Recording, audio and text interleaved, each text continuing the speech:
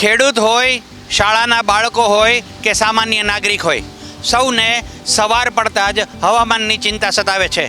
સમી સાંજે કેવી ઠંડી પડશે, તાપણાની જરૂર પડશે કે નહીં, અથવા મોડી રાત સુધી બહાર રખડવું હિતાવહ છે કે કેમ, એ સઘળો આધાર ઠંડીની મોસમમાં ઠંડી ઉપર રહે છે.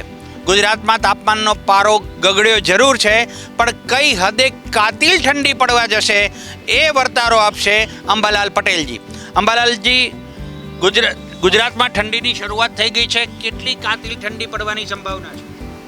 કાતિલ ઠંડી અંગે જોઈએ તો આગામી 24 કલાકમાં ઉત્તર ગુજરાતના ભાગો, પંચમહાલના ભાગો અને સાબરકાંઠાના ભાગોમાં શીતલહેર ફરી વળશે અને ન્યૂનતમ તાપમાન કેટલાક ભાગમાં 8 ડિગ્રી સેલ્સિયસ થી નીચું જવાની શક્યતા રહે છે. કેટલાક ભાગમાં 9 ડિગ્રી સેલ્સિયસ અને કેટલાક ભાગમાં 10 ડિગ્રી સેલ્સિયસ જેવું રહેવાની શક્યતા રહે છે. પરંતુ આ કાતિલ ઠંડીનું મોજું ઉત્તર ગુજરાત સહિત કચ્છમાં પણ કાતિલ મોજું ફરી વળશે, જેમાં નલિયાના ભાગમાં ન્યૂનતમ તાપમાન ઘટી શકે છે. આ ઉપરાંત જે માઉન્ટ આબુ જે છે એના ભાગો પણ ઠંડાગાર બની જશે. તથમાં રાજસ્થાનના એડજોઇન્ટ ભાગો પણ ઠંડા પડી જશે.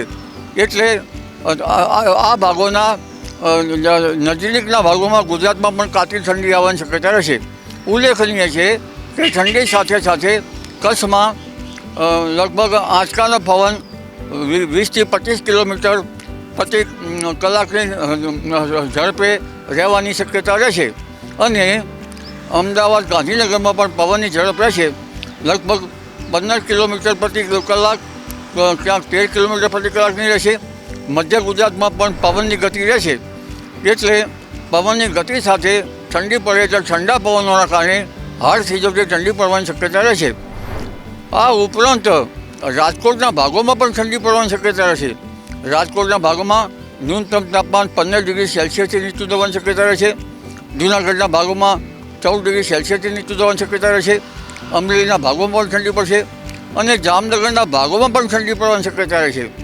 જામનગરના ભાગોમાં પણ ન્યૂનતમ તાપમાન લગભગ 15 ડિગ્રી સેલ્સિયસ નીચું જવાની શક્યતા રહેશે. આ ઉપરાંત પોરબંદરના ભાગમાં પણ ઠંડી વર્તાશે, દ્વારકાના ભાગમાં પણ ઠંડી વર્તાશે અને વલસાડના ભાગોમાં પણ ઠંડીની શક્યતા રહેશે. સુરતના ભાગોમાં પણ ઠંડીની શક્યતા રહેશે. એટલે આ જે છે આગામી 24 કલાક હાડ થઈ જતી ઠંડી માટે ઉત્તર ગુજરાત તેમજ મધ્ય ગુજરાતના કેટલાક ભાગો, કચ્છના ભાગો, પંચમહાલના ભાગો અને સાબરકાંઠાના ભાગોએ તૈયાર રહેવાની શક્યતા છે અને જામનગરના ભાગોમાં પણ ઠંડીની શીતલહેરની થોડીક અસર થશે. તો આ હતા અંબાલાલ પટેલ, જેમનું કહેવું છે કે કાતિલ ઠંડીમાં ઠૂઠવાઈ શકે છે ગુજરાત. બર્ફીલા પવનો અને શીત લહેરમાં ગુજરાત ઠૂઠવાઈ જશે અને એ પણ જાન્યુઆરીના અંત સુધી તો ખરું જ ખરું.